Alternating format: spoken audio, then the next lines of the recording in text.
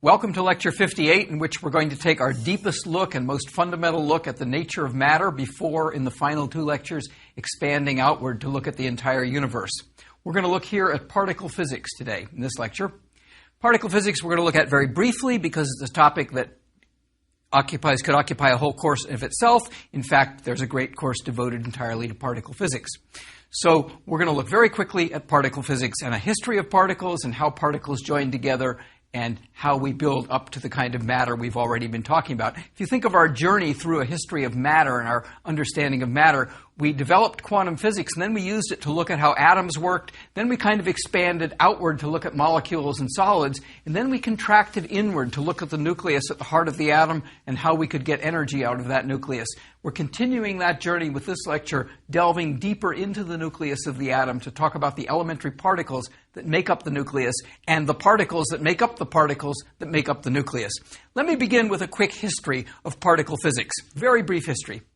Again, we're going to start with Democritus, who declared there were atoms, indivisible particles of matter, and Newton seconding that in 1704. God in the beginning formed matter in solid, massy, hard, impenetrable, movable particles.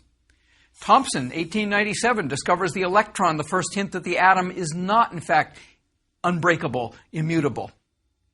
Einstein in 1905 giving us a new kind of particles, photons, particles associated not with matter, but with, in this case, electromagnetic energy. Rutherford gives us the atomic nucleus and the picture of the atom as electrons surrounding this very small but very massive nucleus. In 1932, Chadwick discovered the neutron. Up until that time, it wasn't absolutely certain what the nucleus was made of, although there were already plenty of hints that there were two kinds of particles in there, one of them positively charged, one of them neutral. That was clinched in 1932 with the discovery of the neutron. Anderson in 1932 discovered the positron.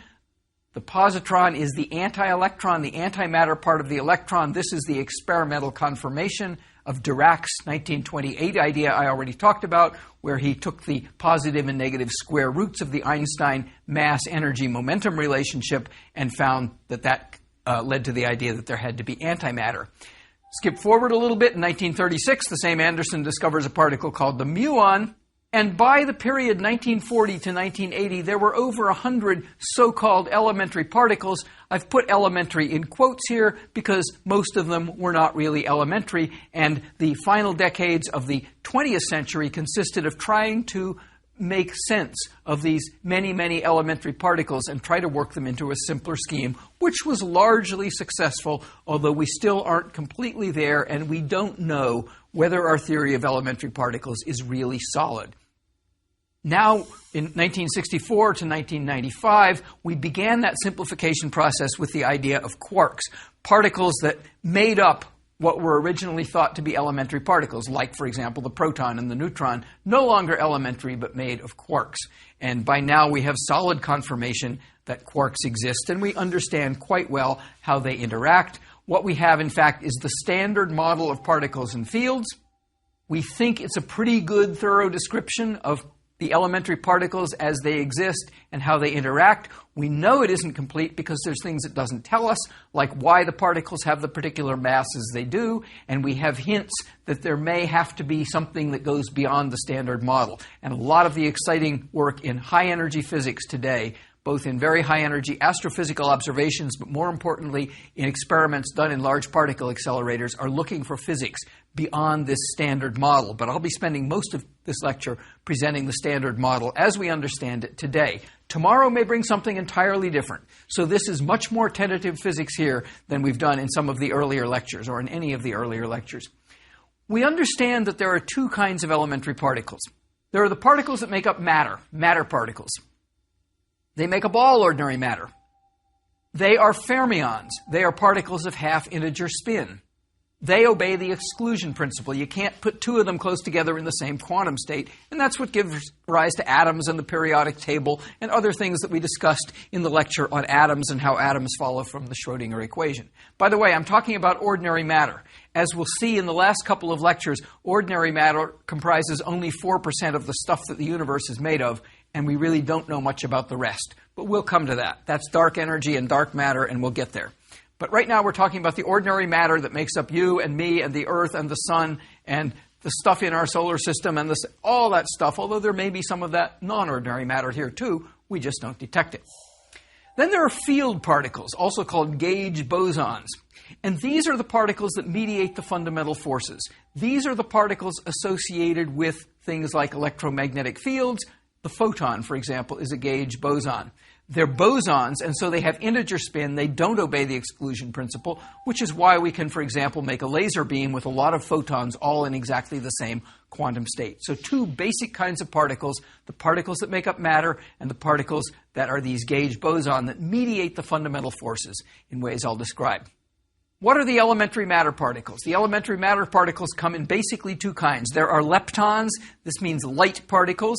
These are particles that do not experience the strong force that binds quarks together to make other particles and then residually binds those other particles together to make, for example, the atomic nucleus.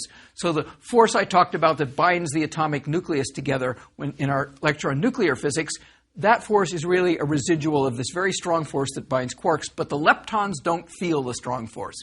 The leptons include the electron, a cousin of the electron that's more massive called the muon, and the tau particle, which is an even more massive cousin. And they also include three kinds of neutrinos: electron neutrinos, muon neutrinos, and tau neutrinos. These are very light, almost but not quite zero mass. We used to think they had zero mass, but now we know they don't.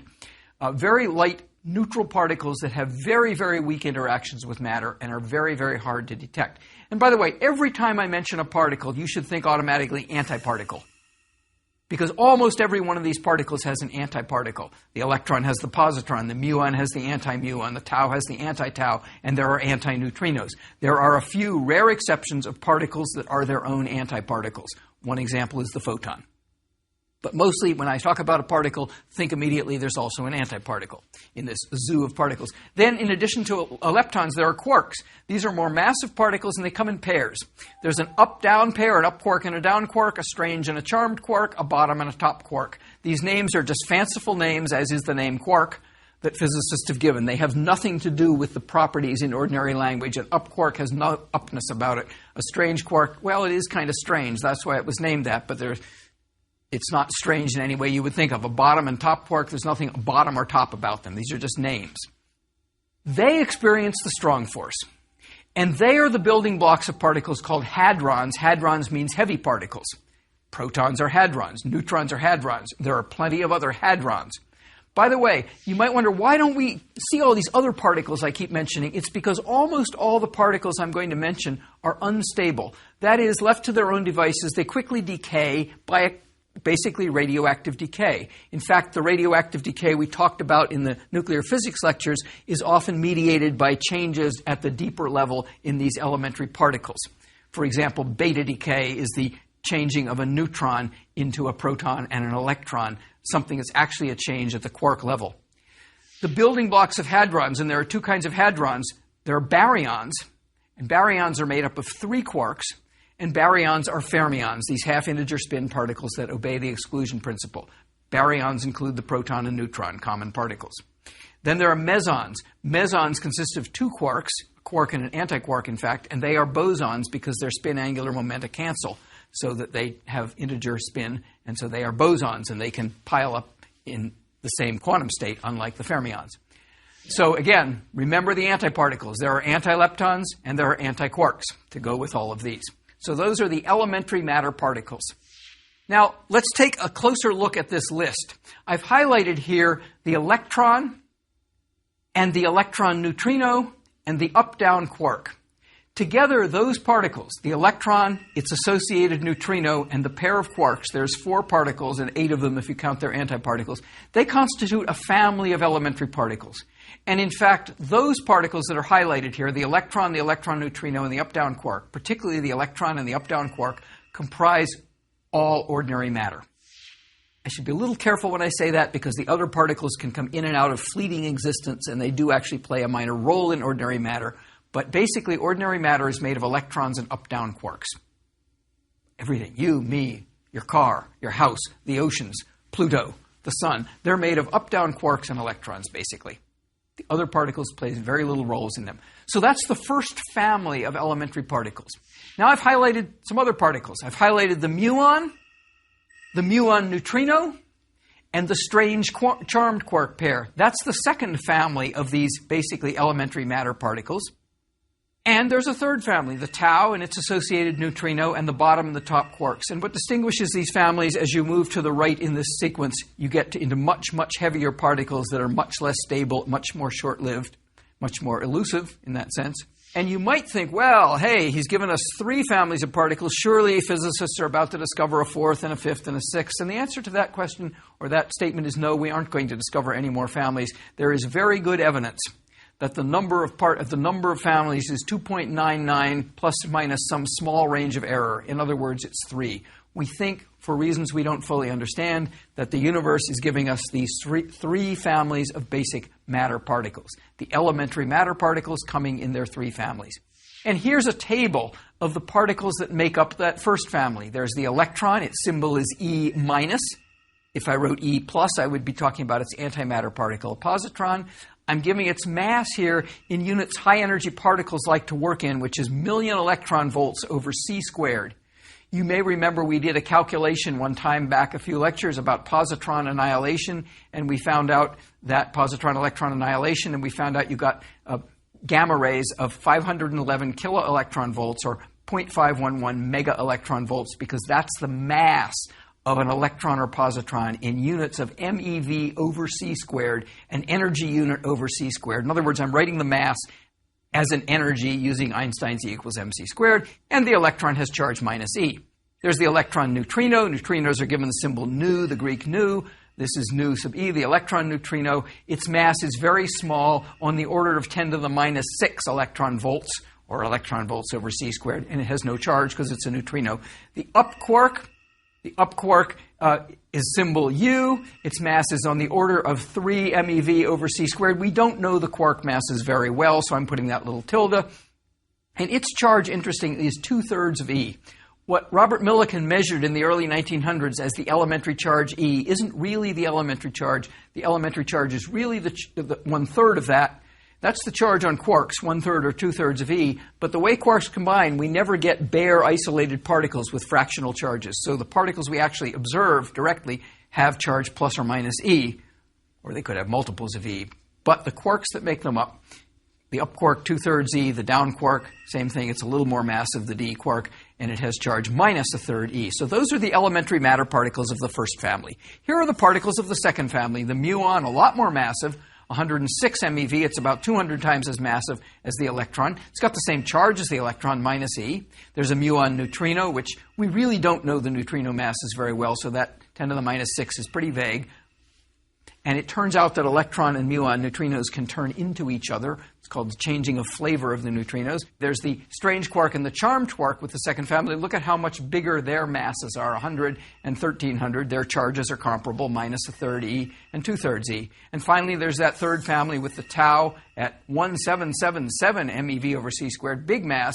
But otherwise, it's like an electron. It has negative charge. It responds to the same forces that the electron does, not to the strong force. There's a tau neutrino. There's a bottom quark and a top quark, and those things are really massive.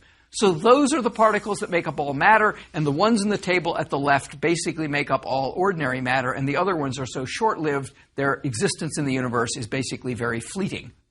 Let's talk a little bit about how we make more composite particles out of these elementary particles. So here's some examples of composite particles. At the top, I've got the proton. Its symbol is P. Its mass is about 938 MeV over c squared. Its charge is plus E. Exactly the opposite of the electron's charge. What is its lifetime? We're pretty sure, but not 100% sure, that the proton is stable. In other words, it lasts forever. There is some question about that, and there have been experiments to test simple theories that suggested the proton might have a lifetime on the order of 10 to the 31 years or so, and those experiments have ruled out it being unstable on that short, 10 to the 31, wow, that's long, a time scale. But we're not 100% sure. We think it's stable. And its composition is 2 up quarks and a down quark. And if you look on the previous tables at the charges of the up quark and the down quark and add them up, lo and behold, those fractional charges add up to plus E. Neutron, very close cousin of the proton. It's neutral. Its symbol is N. Its mass is almost exactly the same. Its charge is 0. Its lifetime, interestingly, you think of the neutron as a common particle. Outside the nucleus, it's unstable with a lifetime on the order of 20 minutes, not quite 1,000 seconds. And its quark composition is UDD, and if you add up the charges of U, D, and D, you get 0, and so it has no net charge. Just one other example of one of the many composite particles is the pion, the positive pion, symbol pi plus. You can see its mass there is not as big as that of the proton or neutron. Its charge is plus E. Its lifetime is quite short. It's like all these particles except for the proton and to some extent the neutron is very unstable. It has a very short lifetime. And its quark composition is UD bar. That is U up quark and a anti-down quark. And that gives it its charge of plus 1. And you can work that out if you look at those tables and think about antiparticles. So there are some examples of composite particles. The first two, again, are baryons. They're made of 3 quarks, and they're fermions. They obey the exclusion principle. The last one, the meson, it's a meson. A meson is made of 2 quarks, actually a quark and antiquark. And there it is. There are some quantities that we know are conserved with elementary particles. Some of them we've seen before. Electric charge is conserved. Spin angular momentum is conserved because angular momentum is conserved. Baryon number we think is conserved. Baryon number is 1 if you're a baryon and 0 if you're not. And minus 1 if you're an antibaryon. Plus 1 for baryons, antibaryons, 0 for non-baryons. So an electron has no baryon, 0 baryon number. Lepton number. If you're a lepton, an electron, a tau, whatever, you got lepton number plus or minus 1, depending on whether you're a lepton or an anti-electron. Otherwise, it's 0. Again, these question marks suggest we don't know for absolutely sure that these things are conserved. Strangeness we know is conserved in strong and electromagnetic interactions. It can change in interactions involving a force called the weak force, the one that was responsible for nuclear beta decay, as we discussed. And there's a color charge. Quarks, it turns out, are complicated. Not only are there 6 kinds of quarks and they're antiquarks, there are 3 kinds of charge, rather than plus and minus for electric charge, and that color charge, it's called, seems to be conserved. So we can begin to write particle reactions. For example, here is the decay of a neutron. A neutron decays into a proton and an electron with that half-life of about 1,000 seconds, and also an anti-neutrino. And this is the reaction that's at the heart of beta decay of a radioactive nucleus, like, for example, radioactive iodine that got spewed out in the Fukushima nuclear accident. It's decaying by beta decay, and it's decaying ultimately through a neutron turning into a proton and an electron. And if we add up the charge here, the neutron is neutral, the proton is plus 1, the electron has minus 1, so charge, and the neutron is neutral, so the charge is conserved. We add up baryon number, we get 1 on the left, 1 on the right, that's good. We add up lepton number, we got no leptons on the left, we got 1 lepton on the right, the electron, we got 1 anti-lepton, the anti-neutrino, plus 1, minus 1, 0. That's good. Strangeness, nothing here is strange. Let's look at some other particle reactions. Here's a fascinating one. Here's a proton-proton collision, a common reaction that's studied in big particle accelerators. P plus P gives us P plus another particle, in this case a neutral pi meson. How can that be? Well, it's E equals mc squared at work. In come 2 protons with high energies. They collide. Out of their kinetic energy can form another particle. And that's what's happening in this reaction, and this one's okay, because on the left we got 2 positive charges, on the right we got 2 positive charges, the pion is neutral. The baryon number, the pion is not a baryon, it's a meson, so baryon number is conserved. There's no leptons here, no strangeness. That's a good reaction. Obeys those rules. Here is another one. P plus P goes to P plus neutron plus pi plus. That works too. 2 charges, 2 positive charges on the left, 2 on the right. The neutron is neutral. The baryons, we got 2 on the left, 2 on the right. We're good with that. We're good with everything else. Here's a really wild one. 2 protons collide. Out come 3 protons and an antiproton. Notice something here. Numbers of particles are not conserved. They don't have to be. And that's a consequence of collisions that are happening at very high energies where E equals mc squared comes into play and the energies are high enough to create new particles. In this case, the new particle is a proton-antiproton pair, and this reaction could only happen if the incident protons carried so much energy that their kinetic energies were enough to make a whole other proton-antiproton pair. That one works because the charges all add up because the antiproton has -1. The baryon numbers work because the antiproton has -1, and everything's good there. Here's another one. Proton-proton goes to proton plus pi plus antiproton.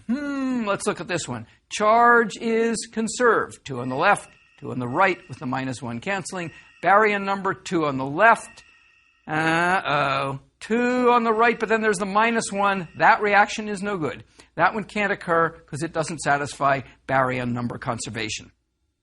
And finally, here's what really goes on in our big particle accelerators. This is a photograph from one of the first collisions at the Large Hadron Collider in Switzerland, on the Swiss-French border, one of our largest particle accelerator. 2 protons come together, they collide, and they make a huge spew of many particles out of the enormous 7 tera electron volt proton-proton collision energy that they have. And that's a picture. And I couldn't write this reaction out, but all kinds of particles are coming out, and this collision tells us a lot about those particles and the interactions of particles.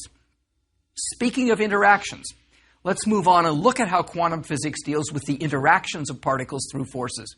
Forces between matter particles, like the electric force or the strong force, result from the exchange of these other particles called gauge bosons. In the electromagnetic case, that's the photon. It has mass 0, and that incidentally is what gives the electric force its relatively long range. It's 1 over r squared fall off. In the case of the strong force, the particle is called a gluon. There are 8 kinds. They have 0 mass.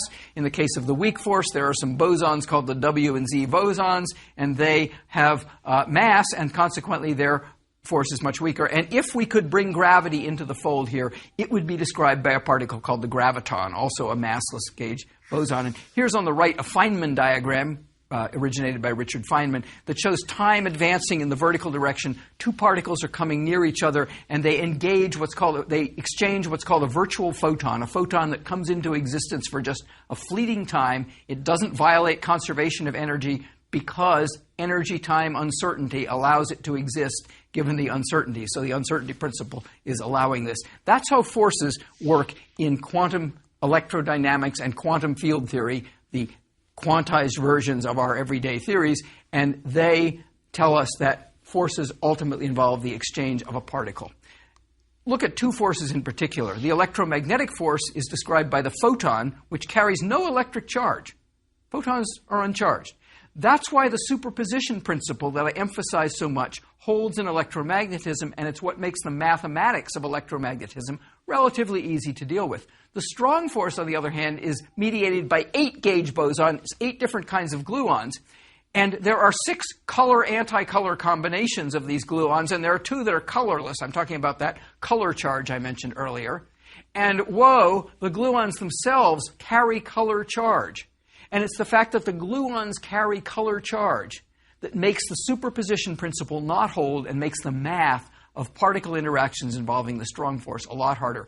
It would be worse in electricity if photons had charge, or equivalently in classical terms, if the electric field was charged, but it isn't. But in the strong case it is, and that makes it very difficult. One other thing about the strong force is the strong force binds the quarks together, and you might think, well, can't we just break the strong force and pull isolated quarks apart? We think we can't. We think you'll never find an isolated quark. And the reason is, as you stretch the quarks, the strong force, instead of falling off, actually stays about the same strength. And you're building up more and more and more energy in what I've sort of represented here as the field lines of the strong force. And eventually you build up so much energy that it's energetic for this system to break into a quark-antiquark pair. And instead of creating separate quarks, you've created, out of the energy you put into stretching that strong force quark interaction, you've put it into making more quarks instead. So we believe that we can't get isolated quarks. The closest we've come is something called a quark-gluon plasma that we think we've created in one of our particle accelerators. Speaking of particle accelerators, how do we know all this? Well, we know most of this from an interaction of theory and experiments, and the experiments are basically done with particle accelerators, devices that accelerate these elementary particles to enormously high energies and then slam them into each other, and out they come. Some physicists have likened that to trying to figure out how expensive watches work by throwing them at each other and watching what comes out. Well, that's sort of the state of the art we're at. Some of the early contributions were made by a particle accelerator called SLAC at Stanford University, the Stanford Linear Accelerator, now the Stanford Linear Accelerator Center. It's mostly used now in materials science and biology, but it made a lot of important discoveries in the 1970s. Many other particle accelerators, the Fermilab Particle Accelerator in Illinois, which is just about to be shut down. But the big one is the Large Hadron Collider at Geneva, Switzerland, or on the Swiss-French border. And let me just give you some examples. The SLAC collider, the SLAC is now a collider. It was just an accelerator. The Stanford Linear Accelerator is a 3-kilometer long, 2-mile long device that accelerates particles to about 90 GeV, 90 billion electron volts. If you've driven Interstate 280 from San Francisco down toward Palo Alto and San Jose, at Palo Alto, you will cross over SLAC. You look in both directions, and you see this long concrete tunnel. That's the Stanford Linear Accelerator. It's the biggest linear accelerator ever been built. Then we have synchrotrons. These are circular devices. This is the location of the Large Hadron Collider. It's 27 kilometers around.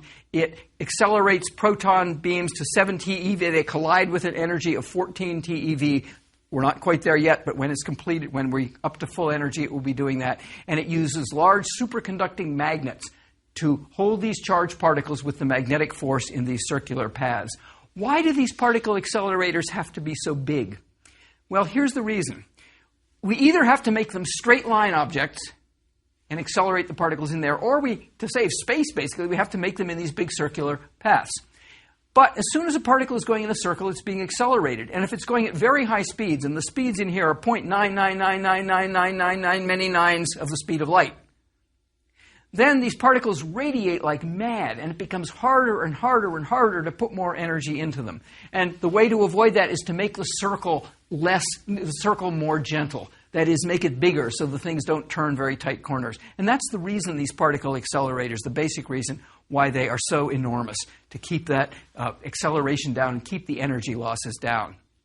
Now, we are hoping to build even bigger particle accelerators, but the LHC, the Large Hadron Collider, is just beginning its career. What might we discover as we go to higher energies? One thing we're hoping to discover is a particle called the Higgs boson, which the Standard Model says should exist and should be responsible for giving the other particles their mass. And if we discover it, which might happen any day, we will understand a little bit more about how the particles get their masses. At even higher energies, we think there are energies where what now look like separate forces will be unified into one. We already know that the weak force and the electromagnetic force are related, and we know how to join them. But at even higher energies, the strong force and the electric force will be joined. Will we ever join gravity with the rest of them? That's a little harder. We may find what are called supersymmetric partners, more massive particles that coincide with the known particles. We may find extra dimensions of space and time. And in fact, we may find out something about the earliest universe, because our biggest accelerators are really time machines, because in these massive collisions, we are simulating the very high temperatures, the high energies of particles in the very early instance of the universe. So these are time machines taking us back to a fraction of a second after the Big Bang, and we are probing the smallest distance scales available in the universe, and we're probing conditions that exist in the very earliest universe. So you can really think of these giant accelerators as time machines, and as the particles they're creating as our clues to what was going on at those very earliest times. It's a fascinating field, and that's what's driving the call for ever bigger particle accelerators. Okay, let's wrap up this brief discussion of particle physics. We know there are two kinds of particles. There are the matter particles, and they include the quarks and the leptons. There are the gauge bosons, the particles that mediate the interactions, the forces between matter particles. They include photons, gluons, these bosons, and maybe gravitons. There are three families of matter particles. Only one of them seems to play a major role in everyday matter. There are composite particles. Baryons made of 3 quarks include the familiar proton and neutron. Mesons made of a quark and an antiquark, less familiar. They're all unstable, so they don't hang around long. Particle interactions obey conservation laws, some of which seem to be absolute and some of which are either not absolute or we're not sure. There is the strong force which confines the quarks to make the protons and neutrons and many other particles, and that seems to confine quarks in a way that you can never break individual quarks free. And finally, we looked at particle accelerators, the machines, sometimes time machines, that give us the insights into how all these particles work and what the early universe was like.